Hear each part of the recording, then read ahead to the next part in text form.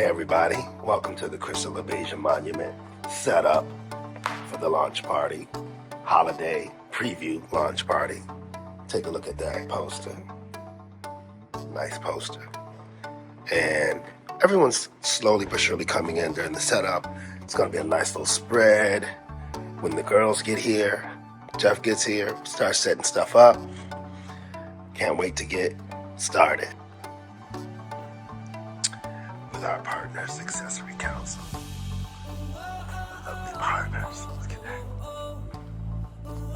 Set up.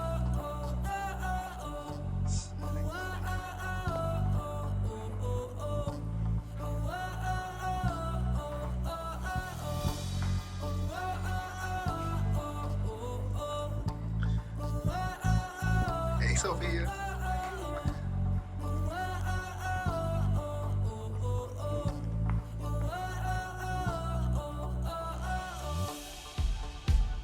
Merry Christmas. So it's cozy and whatever you need. There's closet space here. I can stick stuff in an office. I'll show you around, whatever you Oh, need. Martha, did you bring my chairs? Okay, great. Are we gonna be in this room or is there another room? This room. Just this room. This room, presentations are from over there. Oh my god, that's I was picturing like an emptier lot. Oh, sorry. Do you want to skip With this. Yeah, It's a very ancestral different place. yeah, I know what And I could bring for my day. So this is just the maquette. So a maquette is like a small sculpture study. So this is just like the sketch, you could think of it. Hi, I'm How you doing? How you doing out there? Oh, Vivian, nice to She's meet the you. Queen Mother. She's what? The Queen Mother. Oh, hi. Yes, how She you is doing? Queen Crystal Great. up to that. Yes. How you doing? This is Good. beautiful. Thank you. So this is Did you 3D print it or you just sculpted it? So I sculpted it all myself, and so this is just gonna be the sketch. This is like the sketch. Copy. Yeah, to be like I'm testing right now. I'm testing out different colors of patina. It looks amazing, though. Right. I have like different colors too. What would be a price point for something like that? Like for just, I mean, if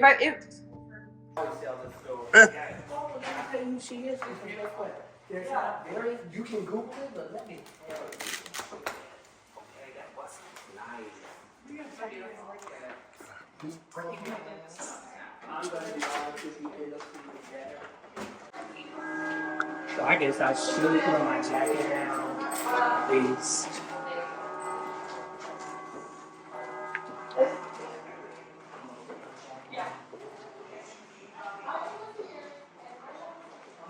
And it is time. We're at the House LaBeija, and the House LaBeija was the first house in ballroom. She was competing in beauty pageants, and through that became a very important historical moment in the Queen documentary, where she does not want to participate in mainstream, white-centered, wealth-centered beauty pageants. And she decided to start ballroom culture with a group of trans women of color. She started the House LaBeija. I'm really inspired by her legacy of being a mother to LGBT youth and taking people in and caring for them and showing them new ways that they could, like imagine themselves in society. Doing the monument to Marsha P. Johnson was really amazing and like truly a gift and something I didn't really anticipate. Something I did and I thought would maybe stay up in the park for a few days, and it ended up becoming officialized, and then through that became like a lot of community engagement around it, which was like super meaningful. Working on a more iconic queer history figure, the way in which it can bring people together, and I think any opportunity to bring queer people together is always amazing. It's a really interesting opportunity to like share experiences about how we've interpreted this person and how they've like come into our lives in different ways, and share stories too. The first part of the process is researching. So I'm looking through like photographs, videos. The target audience will be our new members of the Royal House of LaBeija. For those who don't know Crystal, don't know the history of ballroom, don't know where it comes from and what the meaning is, the larger LGBTQ plus community will be legacy, honoring the pioneering spirit and resilience of the first LGBTQ ballroom house, which is the Royal House of LaBeija. Chosen family, it became chosen family for those who were disenfranchised, who had to support one another, find a sense of community, a sense of family for when their own families didn't receive them in the way that was celebratory and in a way that really uplifted who they are and who they were. And education, providing an engaging way to learn about the history and culture of ballroom history. The tone and personality is of ballroom, vibrant, celebratory, empowering, and inclusive with a touch of nostalgia and reverence for the rich history and legacy.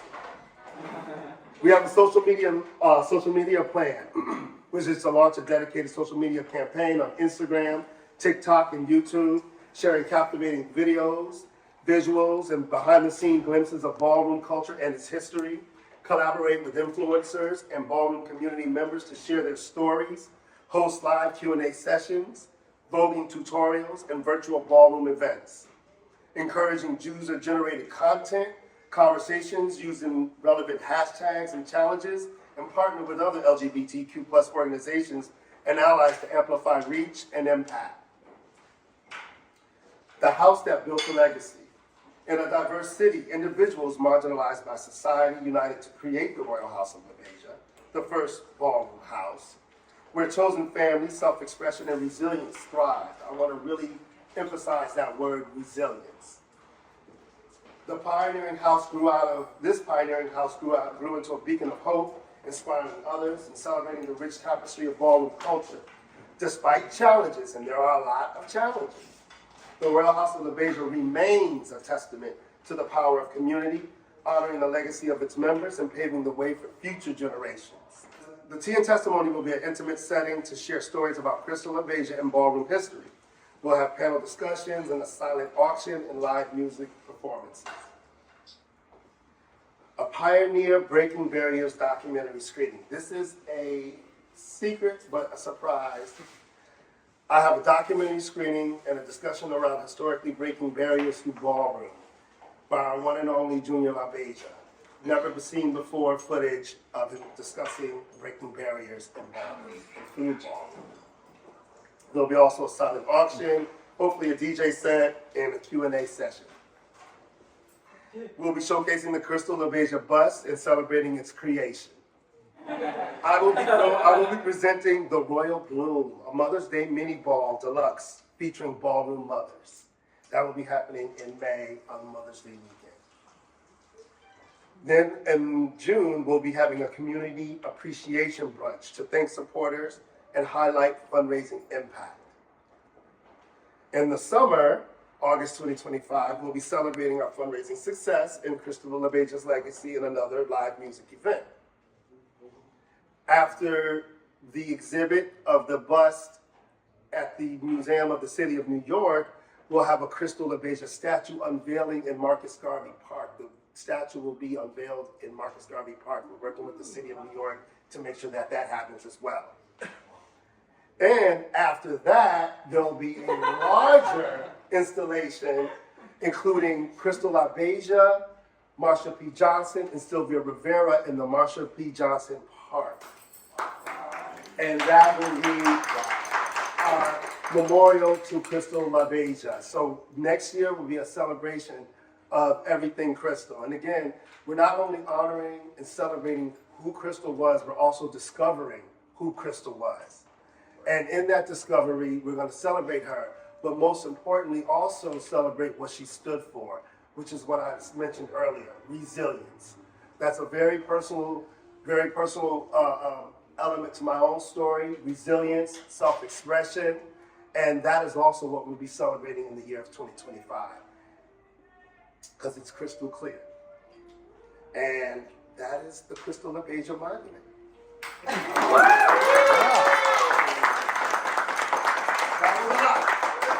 So I'm going to invite a couple of people up to speak to talk about a lot of things. First, we're going to talk to Julian about the actual creation of the sculpture, and then afterwards, I would like to hear from Derek, which is the curator, and then after that, Jeff will take the stage and finish us out. Woo. Great. Thank you so much. It's going to be a very busy year. I'll probably see a lot of you over the next year. My name is Julian, as Marcus said. So I wrote something. I just want to tell you guys a little bit about myself. Since I hear a lot of the LaBeija names and I see you guys on Instagram, but I've been working on this for about 2 years now, on and off on the side. And so, I just wanted you guys to get to know a little bit about me. My name is Julian Prairie. I am a sculptor, teacher, tenant organizer, and sex worker living in Brooklyn. I'm also the lead sculptor on the Crystal LaBeija monument. Firstly, it's an honor to be here in person in the same room as all of you. Thank you for putting this event together, and I truly appreciate your enthusiasm in honoring Crystal LaBeija. A few years ago, I worked on a project to create a sculpture of Marsha P. Johnson. It lived in Christopher Park and then at the Gay Center on 13th. When that project finished, I found myself twiddling my thumbs in a post-project depression, which people are probably very familiar with here, wondering what would be next. Shortly after, through a series of random events, thank you, Lana LaBeija, I was in a meeting with Marcus and Jeffrey. From the start, I could sense their enthusiasm and commitment. I was happy to join in helping to create a monument to Crystal LaBeija. Before I get into the specifics of the sculpture, I'd like to share a little bit about my background. Over the last decade, I've worked in many different mediums, but when I came in contact with clay, I knew it was the right medium for me. It's messy, hard to control, and textured in nature, which made it the perfect fit. Around the same time I discovered figurative sculpting, the monument removal movement was in full swing, strongly influenced by the Ferguson uprising. I remember thinking to myself, wow, monuments hold a lot of power. All this stuff is happening around them. As someone with a background in activism and organizing, I came to appreciate the way monuments are used to facilitate social actions, movements, and discussions. From there, I pursued a 4-year program at a small school called Grand Central Atelier to learn how to be a figurative sculptor and monument designer. Despite this school being in New York City, it was, to say the least, a little conservative pocket, which is maybe expected.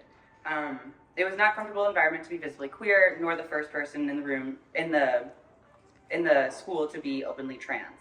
As everyone in this room probably knows, being in a normative environment is exhausting.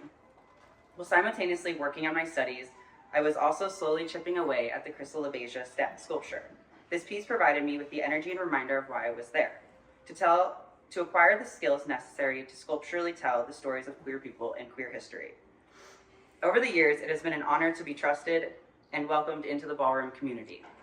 Collecting stories, information, and general energy from the community has been essential in shaping the design for the Crystal LaBeija monument. Generally, in the monument making process, much of the work is outsourced to a sculptor or fabricator facility, which often doesn't have the time to carefully engage with the community around them. I believe that the process of creating a monument can be a grassroots act where communities can tell the stories they want without waiting for the city funding or administrative approvals. The design for the sculpture is meant to capture all the glamour, beauty, and elegance that Crystal carried with her. The big hair, gorgeous adornments, and fur accessories showing her early looks in beauty pageants and ballrooms. The expression I've chosen shows Crystal with her lips pouty, eyes tilted downward. My process in constructing the sculpture is based on collecting images from a variety of angles. I compile all of the images in a row so I can reference them at different angles. So essentially I'm making a 3D puzzle from 2D images. The sculpture I brought this evening is a maquette, which is right there in the back of the table. So this is just a sketch. A maquette is like a word to describe a sculpture sketch. So this won't be the final product. The final product will be about 15% larger than life, which I said in the video is kind of a typical monument size. So it's, with her hair, it keeps getting bigger. So that is just to give an idea. It's to experiment with glazes. The color is not, and stone is still undecided, but tonight's version is meant to give an idea of what the piece could look like. I'm almost finished with the main clay sculpture, which will be shown at the museum in the spring. I invite everyone in the room to provide any feedback on the piece. And this is really important. As well, if anyone would like to come visit my studio in Brooklyn, I live in Clinton Hills, and I'd be happy to see anyone if you'd like to see the piece in person. Feedback from members of the community and people that knew her is so helpful in the creation of this piece. With that, I want to thank everyone again for being here tonight, for trusting me with facilitating the creation of this piece, and look forward to seeing it unfold over the next few years. Thank you. Derek Washington. I'm getting over laryngitis, but I still wanted to come and speak and to be present.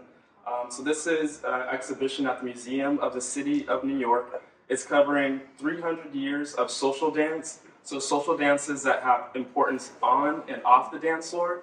So we're covering 22 dances, from the ballroom dances to tango, to ragtime dances, to swing, to Lindy Hop. 4 styles of salsa: cumbia, cumbia sonidera, bhangra, Yiddish dance, debka dance, vogue as well, also hustle. So the exhibition really brings people in.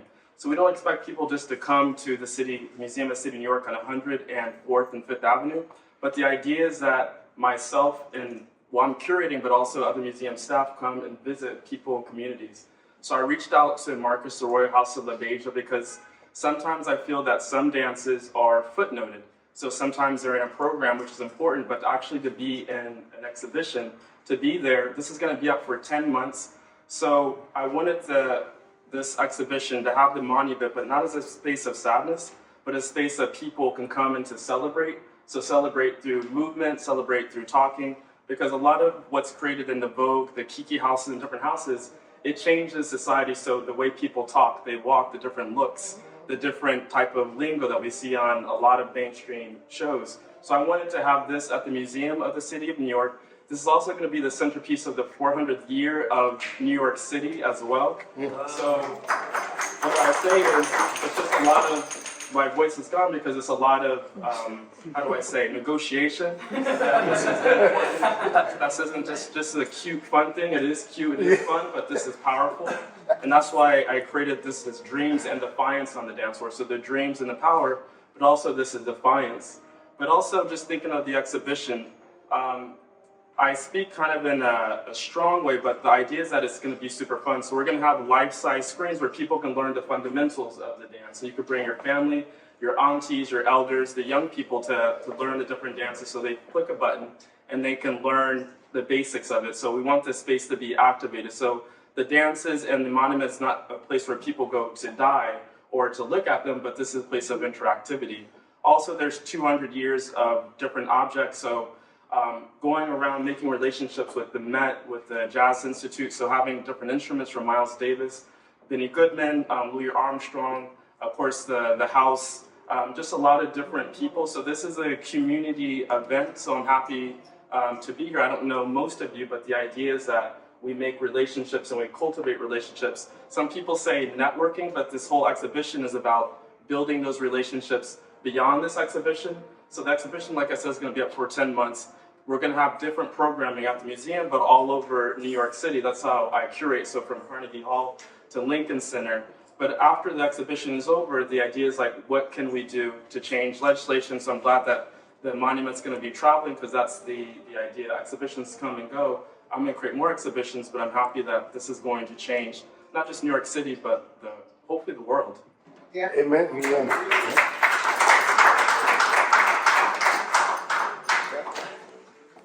Here's some hard follow back. But I think I'll be fine. I just want to say welcome.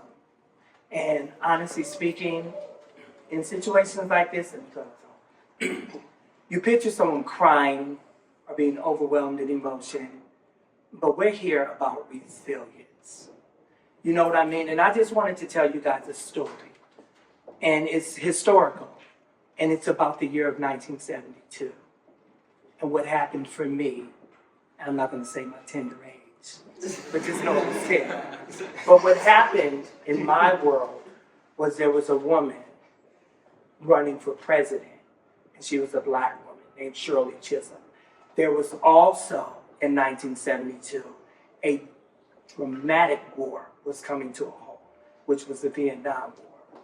Also, there was a big major fight with Muhammad Ali that happened in Vegas that also changed the stratosphere. There also in Harlem was a festival that actually didn't see the light of day till 30 years later. Also in Los Angeles at a church, Aretha Franklin was performing for 2 nights, and Warner Brothers was actually filming it. It also didn't see the light of day. But the thing that really caught my eye in 1972 was there was a musical company, Motown, that decided to evolve into film. And they made a movie where a black woman found herself at the pinnacle of being nominated for an Academy Award. That movie was a story about a woman from Philadelphia that moved to Harlem named Billie Holiday, which we know her as in Harlem as Lady Day. That story that Berry Gordy took and made a movie really, really touched me. And the way that it touched me in 1972, something even underground also went on in 72. And that was at a little bingo hall in Harlem called the Upstairs Downstairs Club, where Crystal and Lottie LaBeija threw their first ball. Now, the connection between Crystal LaBeija and, of course, Diana Ross is clearly the glamour. But what people don't know is the opening scene. Diana Ross wore a yellow dress. That became the House of LaBeija's color. Our color is canary yellow. I talk about 1972 because it embarks, and this is where I get a little emotional because here we are today. It embarks on a founding house that started. Everyone in this room that carried the name LaBeija are not founding members, but we are the custodians of this house today. Vivian, can you come up here with me? Samil, can you come up here with me? And Frida, can you come up here with me? And Britt, can you come up here?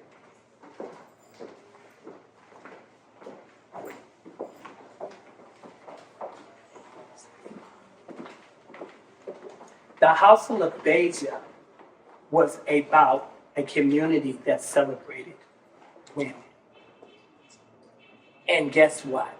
You were welcome. It wasn't about your gender. It wasn't about your identity. It was about a marginalized community needing visibility. Here we are, 40-something years later. Look at these women. This is why I am involved with it. It's about cultivating visibility and taking ballroom where it started. It was always about women. Men didn't come in the house till 1972 as well.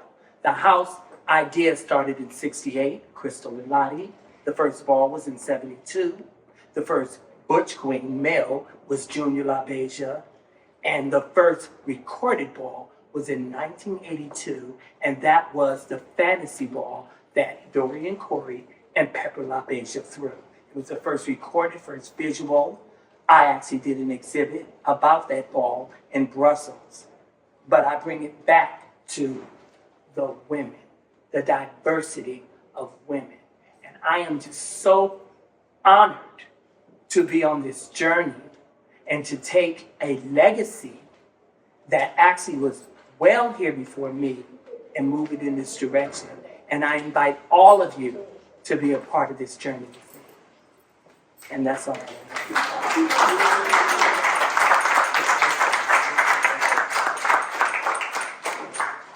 Thank you, ladies. Oh, can I get hugs? Come here.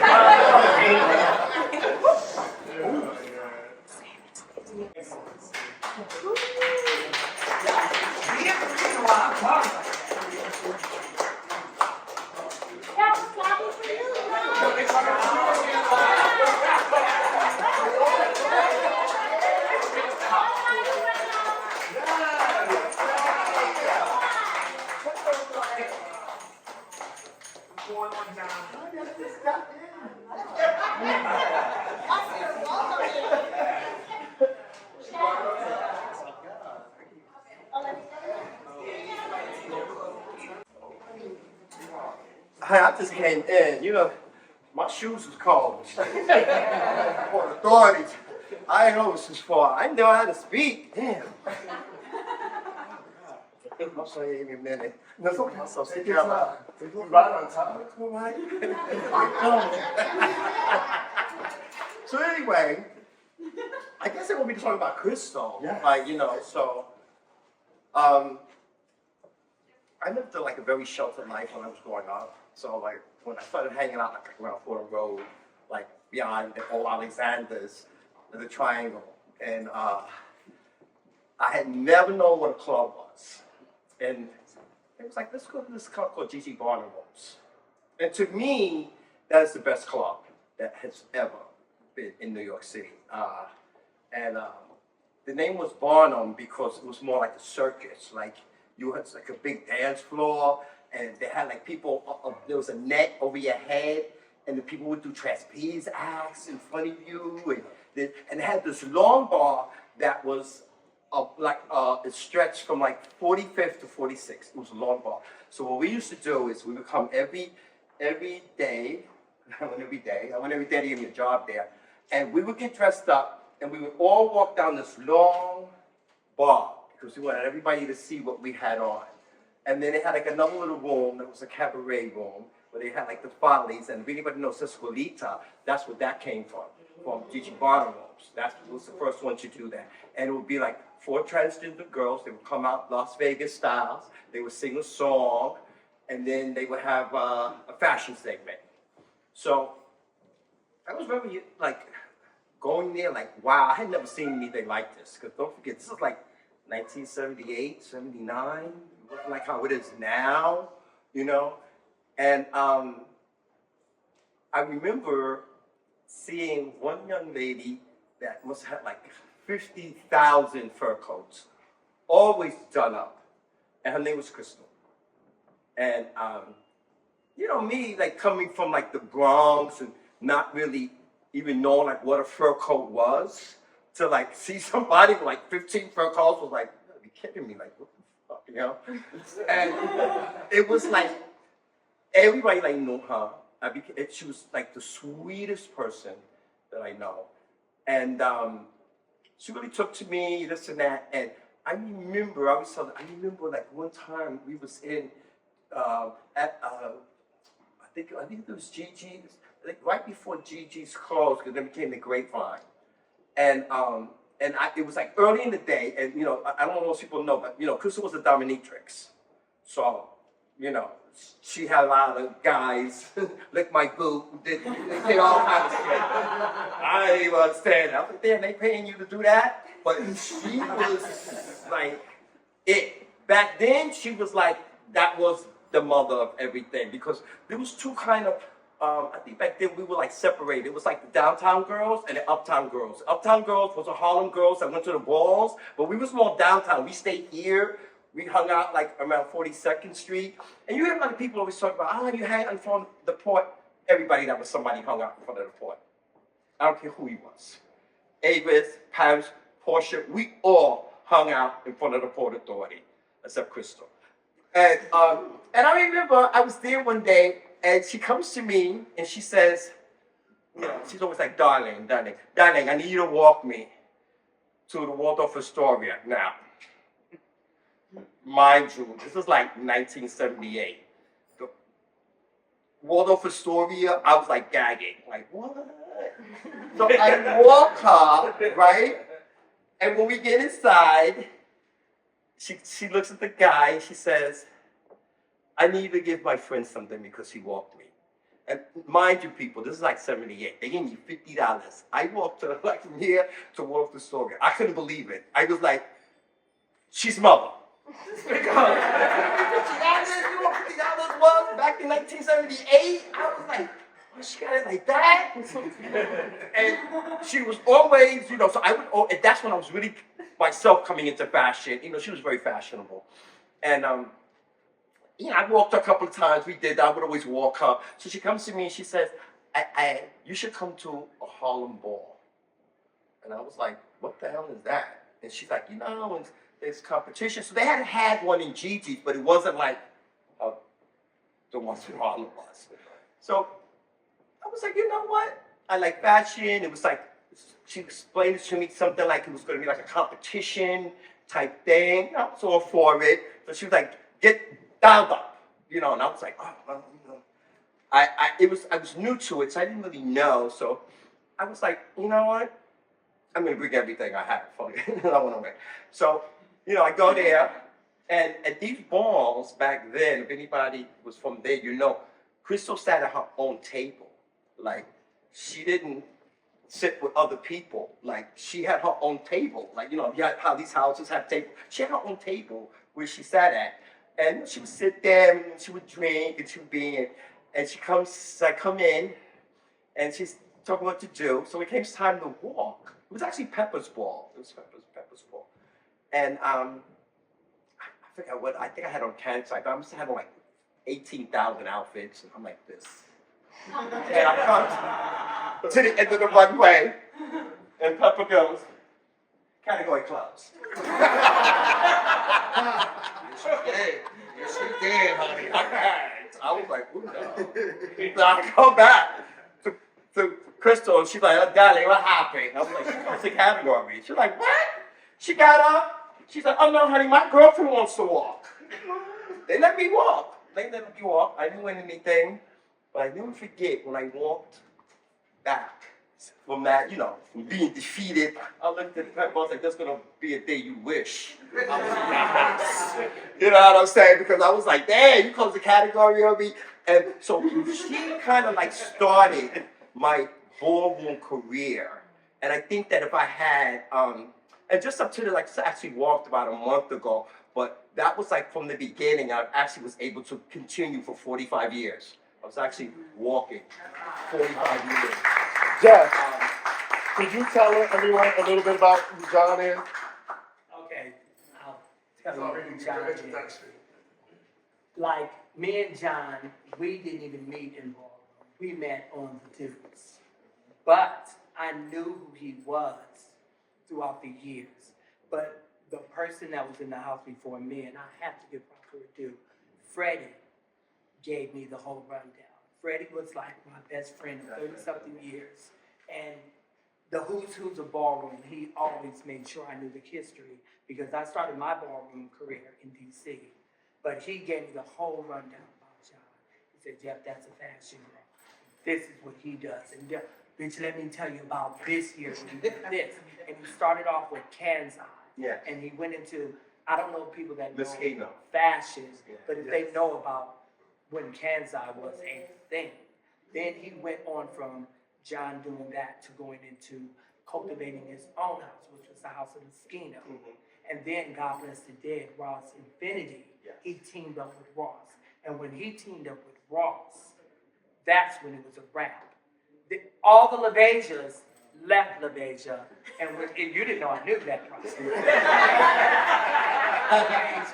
And went to the House of Infinity. And it's crazy because about time they left there, and then Bernard and other people that were LaBeijas, Freddie got out of, you know, as we would say, college. He got out of college, and the house was experiencing its many of resurgence in 2017. And what ended up happening was, to make a long story short, with that resurgence, we have been on this journey of actually bringing LaBeija in today's current time of ballroom. And that was a short story because I'm not trying to pull you guys hostage. But I have a lot of ties with LaBeija. One of my closest friends was Portia LaBeija. I don't know if anybody knows Portia. That was my dear sister. I was good friends with Freddie, you know, Tommy. I think that, and you know, like after that, I don't know, I think that, you know, when we meet certain people in our life, they teach us how to be fab. Because Crystal was fab. So, I mean, she was fab. And I think that that wears off on you, and it makes you excel. Because when I started the ballroom, I'm not gonna lie, I was like flabbergasted that there was somebody that back then, because don't forget, we didn't have a lot of models that we looked up to, this and that. There was a couple, most of them was uptown, like Pepper and Paris and Avis was uptown, but Crystal was like, you know, she was like the diva, like everybody like knew her, and she really taught me like, you know, how to carry yourself, you know, how to be refined, and I learned, I think, from her that, you know, we all say this, you know, it's about your heart, and, you know, it's how you look in this lifestyle. They say all that bullshit. Let me stay. She don't treat. Right? Don't we do that? Yeah, there you go. But you know, and you know what? I've learned through my 45 years of walking that the younger generation do not respect the older generation in certain categories. Like, if you like a face child, they're like, you evolved, fine. But the one thing that they do respect throughout the years is fashion. It's fashion. That they are like, because that's a hard thing to do. You know, and like I said, by me seeing Crystal like that, the best way I could put it is like, it's hard to be up in the shit all the time. It's hard. It costs a lot. It takes a lot to put a look together. It takes a lot. Because I think back then, I really didn't know, like, what my look was. I don't know if people ever experienced that you go through phases where you try different things, and you're like, I kind of like that. And then as you go through the years, you be like, what the fuck? Like, you know, you see old pictures of yourself, you be like, oh, my God. I would not wear that now. But, you know, back then, like, I'm the shit. You know, so you go through that. And I think that she taught me on how to be refined and how to, like, you know, when I came up, I didn't know who Charles Jourdan was. I don't know if anybody you know. That was a real famous shoe designer back in the day, Charles Jourdan. And she was wearing Charles Jourdans like everybody was wearing Nike. So, you know, you see somebody like that, you be like, wow. Makes you want to do better in yourself when you be around people like that. You know what I'm saying? And I remember after they closed Grapevine, I hadn't seen her in a while. And I was able to see her right before she passed.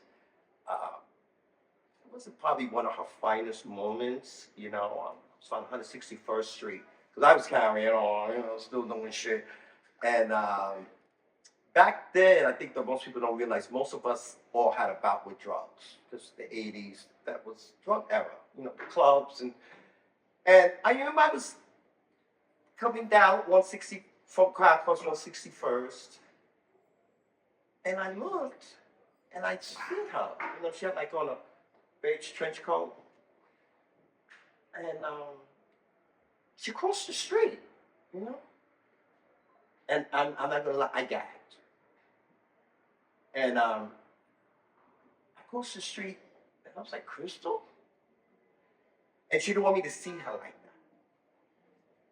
Now, most people know my story, please. People see this now. Believe me, I had a bout with drugs. You know, in recovery. I have 30 years clean, but you know, I was a crackhead. You know what I'm saying? Because let's not see the sugarcoat stuff. I was. So, you know, it's hard to look down on people when you've been there. You know, it's like you could be down, but you want people to see how you are now. That was before. Like, I know ain't nobody looking at me now looking like, you are? No. That was before. And I went to her and I was like, I don't ever want you. I was so glad I got to be able to say this, because, you know, when somebody's in a really bad space, the one thing you don't want to do is bring them down anymore. And I think as a genre of people, that's what we do to the older. We down them, we don't lift them up. And I was like, I don't care what you do in your life. You know, who am I to judge you? I've done things that was wrong. I said, but what you won't do is ever shy away from me, because I owe a lot to you. And I think that sometimes when we see people that have fallen, we must remember them how they were. You know what I'm saying? Because you can still come back from that. And I felt so hurt that she thought enough of me, like she didn't want me to.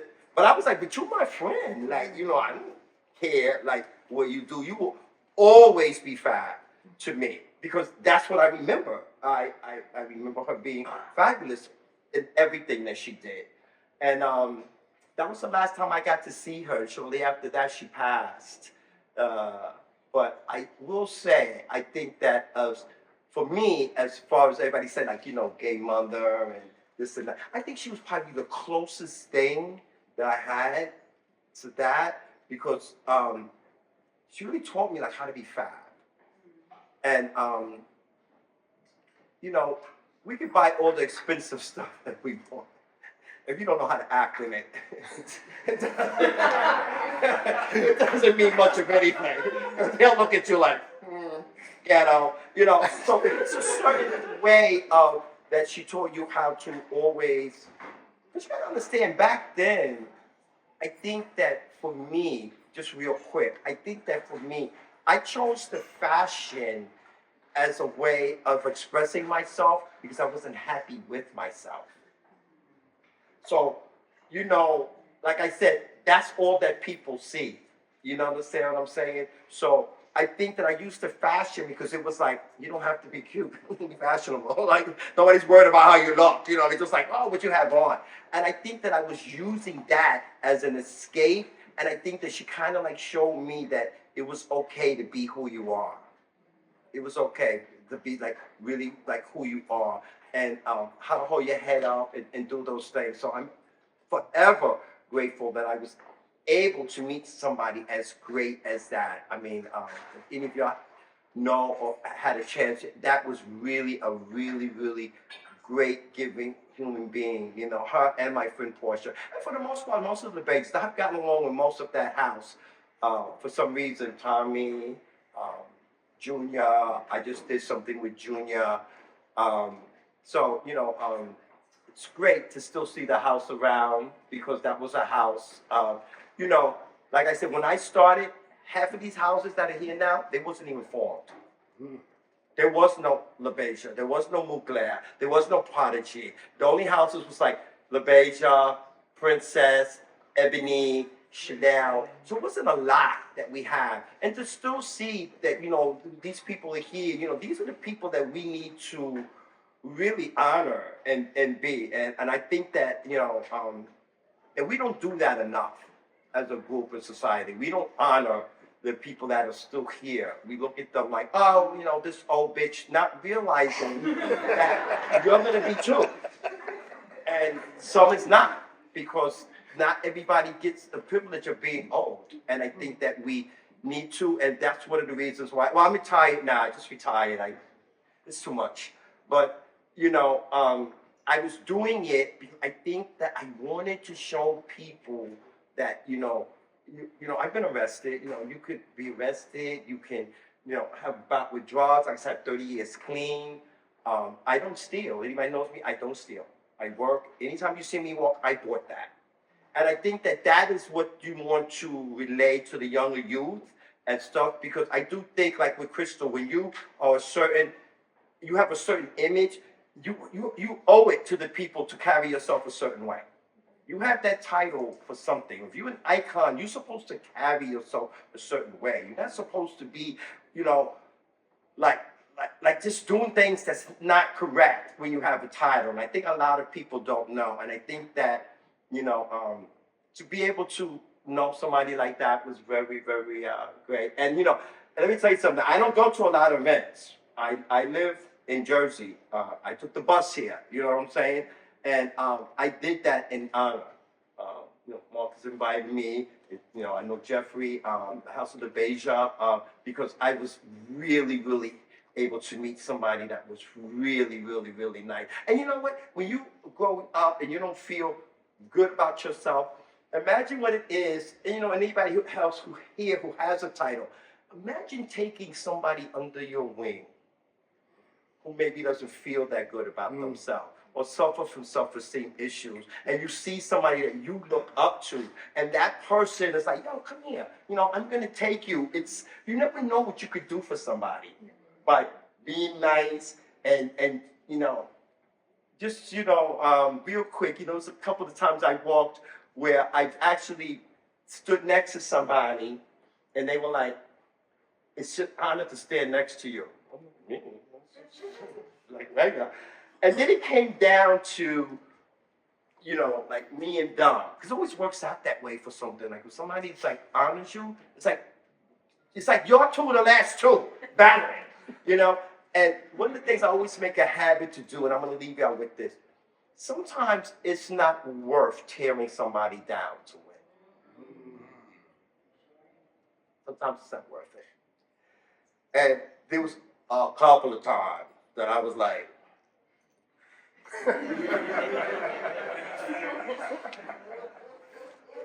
let me hold my tongue, because I was missing. But the fact that somebody enjoys you or praise you or stuff is a much bigger reward than the actual win. So I'm going to leave you out with that. And I thank you for letting me come.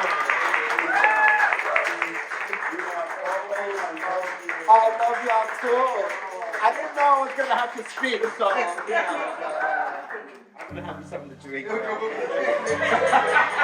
Thank you, people. Yes. And that was the icon, John Moschino. I just wanted to say, like, to get a story like that, the LaBeija's in the room, this is the very thing that should give you a pride about what you're a part of. And I always tell you, LaBeija's and LaBeijas, I will be lucky if I get another 20 years to stand for something. You'll fall for anything if you don't stand. You guys need to realize what this is. In high school, you didn't achieve popularity, then you need to realize that what you brought to the table was so much bigger than popularity. And you didn't end up here for no reason. So what you have to do with that is respect the legacy and hold your head up and be proud of where you ended up. House of LaBeija is not a starter house. The legacy is too big for that. But it's gonna be you guys who continue it. I've laid some stuff in stone. I am humbled by it. There's no ego. I walk around ballroom, they say I'm a nobody. I pay it because I know I'm a hardworking, productive member of society. And when I pour into you, I really pour into you. So I just want you guys to take what you guys heard tonight and what LaBeija is embarking on and carry that with you in your day-to-day, your real world. Because we all know how tough it is out there. And with the climate and the diversity of what we're living in, it's not about judgment. It's really about what John talked about, acts of kindness. And I want to leave you with that. I am so humbled by this night. It's really kicking my shit. So thank you for coming out to the Crystal LaBeija holiday launch crystal clear party. Please spread the word about the events that are coming up next year.